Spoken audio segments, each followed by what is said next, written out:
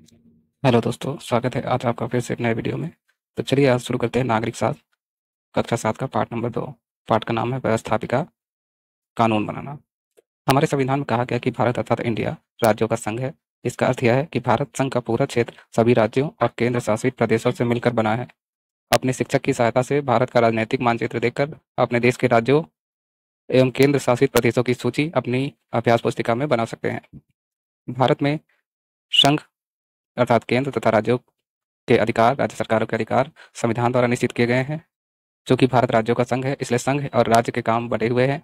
संघ सरकार जो कानून बनाती है वह पूरे देश के लिए बनाती है। वह ऐसे मामलों या विषयों पर कानून बनाती है जो किसी एक राज्य के लिए न होकर सभी राज्यों के लिए होते हैं। संघ और राज्यों के बीच विधायी शक्तियों का विभाजन 3 सूचियों के माध्यम से किया गया है, जो भारतीय संघीय व्यवस्था का प्रमुख लक्षण है। ये 3 सूचियां इस प्रकार है: संघ सूची, राज्य सूची और समवर्ती सूची।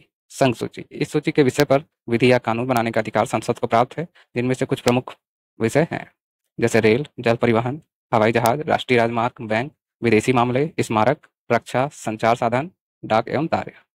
राज्य सूची: इस सूची के प्रमुख विषय पर कानून बनाने का अधिकार राज्य विधानमंडल को प्राप्त है। समवर्ती सूची: कुछ ऐसे भी विषय हैं जिन पर संसद और राज्य विधानमंडल दोनों ही कानून बना सकते हैं। इन्हें समवर्ती सूची के अंतर्गत रखा गया है। यदि समवर्ती सूची के किसी एक ही विषय पर संघ और राज्य के कानूनों में मतभेद होता है, तो संघ के कानून को मान्यता दी जाती है। संविधान में यह भी व्यवस्था की गई है कि यदि भविष्य में किसी नए विषय पर कानून बनाना हो, तो उस विषय पर कानून बनाने का अधिकार संसद को ही होगा। समवर्ती सूची के कतिपय विषय जैसे चिकित्सा, अन्य व्यवसाय, शादी, मीडिया, किताबें, शिक्षा, उद्योग, बिजली, परिवार और धार्मिक संस्थाएं। सरकार के अंग: सरकार के अंग व्यवस्थापिका, कार्यपालिका, न्यायपालिका। व्यवस्थापिका का केंद्र संसद, कार्यपालिका का केंद्र केंद्रीय मंत्रिपरिषद और न्यायपालिका का केंद्र उच्चतम न्यायालय। राज्य व्यवस्थापिका का राज्य में विधानमंडल, कार्यपालिका का राज्य मंत्रिपरिषद और न्यायपालिका का उच्च न्यायालय। व्यवस्थापिका का जो कार्य है कानून बनाना, कार्यपालिका का काम है कानून लागू करना और न्यायपालिका का काम है कानून का पालन कराना। संसद: संघ यानी केंद्र की व्यवस्थापिका को संसद कहते हैं। संसद का सबसे महत्वपूर्ण कार्य देश के लिए कानून का निर्माण करना। भारतीय संसद राष्ट्रपति और 2 सदनों लोकसभा और राज्यसभा से मिलकर बनती है। ये आप देख सकते हैं, पुराने संसद का चित्र है जो वृत्ताकार आकृति का था और अब नया संसद भवन बन चुका है जो त्रिकोण आकार का है। लोकसभा: लोकसभा का लोकसभा संसद का निम्न सदन है। लोकसभा के सदस्य जनता द्वारा प्रत्यक्ष रूप से चुने जाते हैं। लोकसभा के चुनाव के लिए पूरे देश को अनेक निर्वाचन क्षेत्रों में बांट दिया गया है। हर हिस्से को लोकसभा चुनाव क्षेत्र कहते हैं। हर चुनाव क्षेत्र से एक सदस्य चुनकर लोकसभा में आते हैं। लोकसभा की अधिकतम संख्या 552 हो सकती है। वर्तमान में 543 निर्वाचित सदस्य हैं और 2 सदस्य आंग्ल भारतीय समुदाय से मनोनीत होते हैं। चुनाव में उस क्षेत्र में रहने वाले 18 साल या उससे ऊपर की आयु वाले लोग वोट डालते हैं। चुनाव लड़ने वालों में जो सबसे ज्यादा वोट पाता है वही लोकसभा का सदस्य बनता है। आपने चुनाव लड़ने वाले उम्मीदवारों को भाषण देते या नारे लगाते हुए देखा होगा। योग्यताएं क्या है? लोकसभा का सदस्य बनने के लिए निम्नलिखित योग्यताएं होनी चाहिए। सर्वप्रथम, वो भारत का नागरिक हो, मतदाता सूची में उसका नाम हो, 25 साल या उससे अधिक आयु हो, किसी सरकारी लाभ के पद पर न हो, पागल या दिवालिया न हो। लोकसभा का कार्यकाल: लोकसभा के सदस्य 5 वर्ष के लिए चुने जाते हैं, लेकिन प्रधानमंत्री की सलाह पर राष्ट्रपति इसके पहले भी लोकसभा को भंग कर सकता है। लोकसभा के पदाधिकारी: लोकसभा के सदस्य बहुमत से अपना एक अध्यक्ष और एक उपाध्यक्ष चुनते हैं। ये उन्हीं सदस्यों के बीच में से चुने जाते हैं। आप यह जानकारी पता कर सकते हैं कि इस समय लोकसभा स्पीकर कौन है। बैठकों के दौरान लोकसभा की कार्यवाही अध्यक्ष चलाता है। लोकसभा और राज्यसभा एक साथ अधिवेशन यानी बैठक होने पर भी अध्यक्ष ही कार्रवाई का नियंत्रण और संचालन करता है। अध्यक्ष न हो तो यही काम उपाध्यक्ष करता है। यदि लोकसभा का बहुमत अध्यक्ष को न चाहे तो उन्हें प्रस्ताव पारित करके हटा सकता है। लोकसभा के अधिवेशन साल में 2 बार अवश्य होने चाहिए। दोनों अधिवेशनों के बीच 6 महीने से अधिक का अंतर नहीं होना चाहिए। लोकसभा के कार्य: कानून बनाना, मंत्रिपरिषद के कामों पर अपना नियंत्रण रखना, कानूनों में संशोधन करना और जनता पर कर लगाने और खर्च का निर्णय लेना। राज्यसभा: राज्यसभा संसद का उच्च सदन है। इसके सदस्यों की संख्या अधिक से अधिक 250 हो सकती है। इसमें से 12 सदस्यों को राष्ट्रपति द्वारा मनोनीत किया जाता है। ये सदस्य अपने किसी न किसी कार्य के लिए प्रसिद्ध होते हैं। इन सदस्यों को राष्ट्रपति साहित्यकारों, वैज्ञानिकों, कलाकारों तथा समाज सेवियों में से नामित करता है। शेष सदस्यों का चुनाव राज्यों तथा दिल्ली और पुडुचेरी विधानसभाओं से निर्वाचित सदस्य करते हैं। चूंकि इनका चुनाव सीधे जनता द्वारा नहीं होता, इसलिए इस प्रकार के चुनाव को अप्रत्यक्ष चुनाव कहते हैं। राज्यसभा का सदस्य वही व्यक्ति हो सकता है जिसकी आयु 30 वर्ष या उससे अधिक हो। शेष योग्यताएं वही होती हैं जो लोकसभा के सदस्यों के लिए निश्चित की गई, परंतु कोई व्यक्ति एक ही समय में संसद के दोनों सदनों का सदस्य नहीं हो सकता। सदस्यों का कार्यकाल: राज्यसभा के सदस्यों का कार्यकाल 6 वर्ष है। इसके 1/3 सदस्य हर 2 वर्ष बाद अवकाश ग्रहण करते हैं और उनके स्थान पर नए सदस्य चुनकर आते हैं। इस प्रकार राज्यसभा कभी भंग नहीं होती, इसलिए इसे स्थायी सदन कहा जाता है। राज्यसभा के पदाधिकारी। भारत का उपराष्ट्रपति राज्यसभा का पदेन सभापति होता है। यह राज्यसभा की कार्यवाही का संचालन करता है।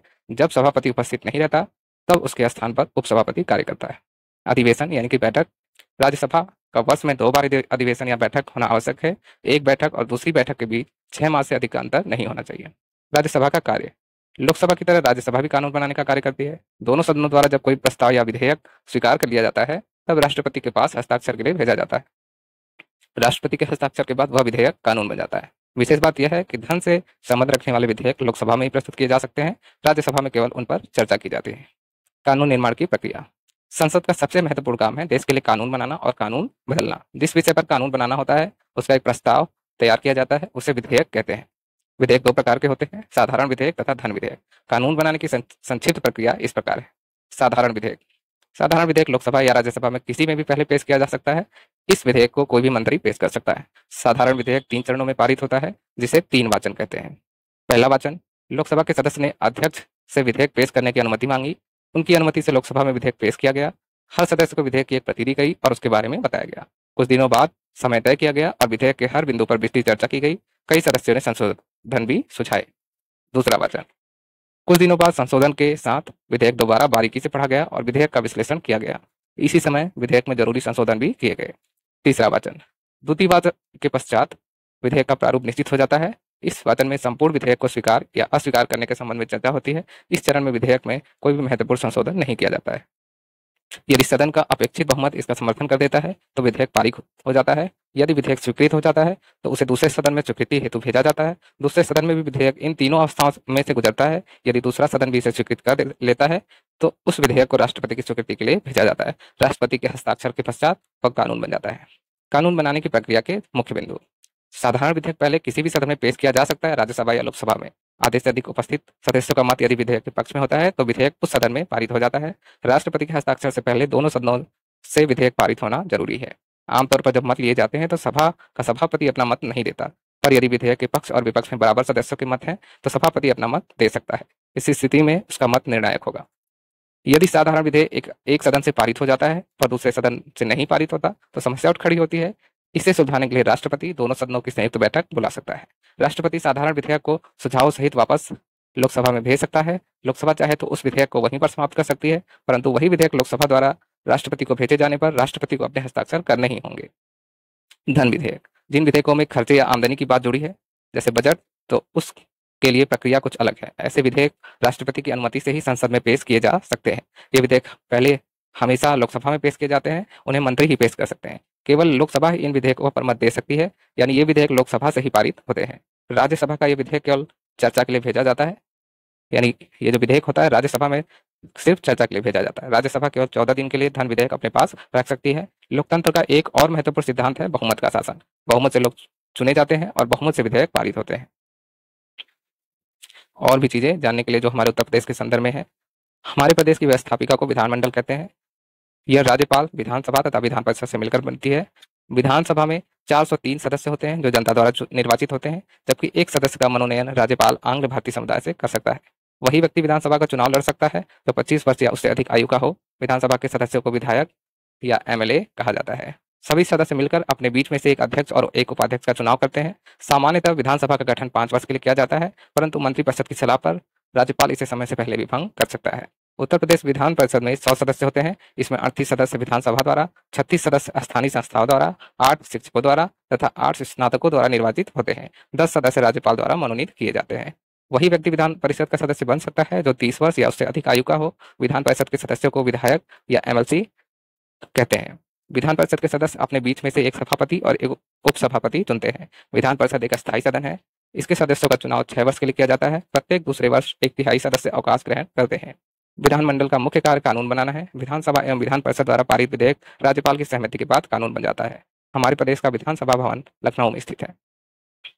कुछ विकल्प वाले प्रश्न हैं, उसको देख लेते हैं। पहला प्रश्न है, लोकसभा का कार्यकाल कितने वर्ष होता है? तो लोकसभा का कार्यकाल हमने पढ़ा है कि 5 वर्ष होता है। उत्तर प्रदेश में विधान परिषद की संख्या कितनी है? तो सभी ऑप्शनों में जो हमने पढ़ा था ऊपर कि 100 है, विधान परिषद की संख्या 100 है। नीचे रिक्त स्थान की पूर्ति से कुछ संबंधित प्रश्न है। पहला प्रश्न है कि संघ कई चीजों से मिलकर बना है, तो किससे बना है? राज्यों और केंद्र शासित प्रदेशों से। दूसरा, संविधान में शिक्षा से संबंध रखने वाले विषय को किस सूची में रखा गया है? तो शिक्षा का विषय जो है वो समवर्ती सूची में है। लोकसभा, राज्यसभा तथा किससे मिलकर भारतीय संसद बनती है? तो लोकसभा, राज्यसभा तथा राष्ट्रपति से मिलकर भारतीय संसद बनती है। राज्यसभा में सदस्यों की संख्या अधिक से अधिक कितनी हो सकती है? तो हमने ऊपर पढ़ा कि राज्यसभा में सदस्यों की संख्या अधिक से अधिक 250 हो सकती है। सही मिलान करने का प्रश्न है। जो केंद्र सूची का विषय, इसका मिलान हो जाएगा डाक तथा तार। लोकसभा की बैठक की कार्यवाही कौन करता है? तो इसका सही मिलान हो जाएगा अध्यक्ष। राज्यसभा के सदस्यों का कार्यकाल, तो इसका सही मिलान हो जाएगा 6 वर्ष। लोकसभा की सदस्यता हेतु न्यूनतम आयु, इसका सही मिलान हो जाएगा कम से कम 25 वर्ष।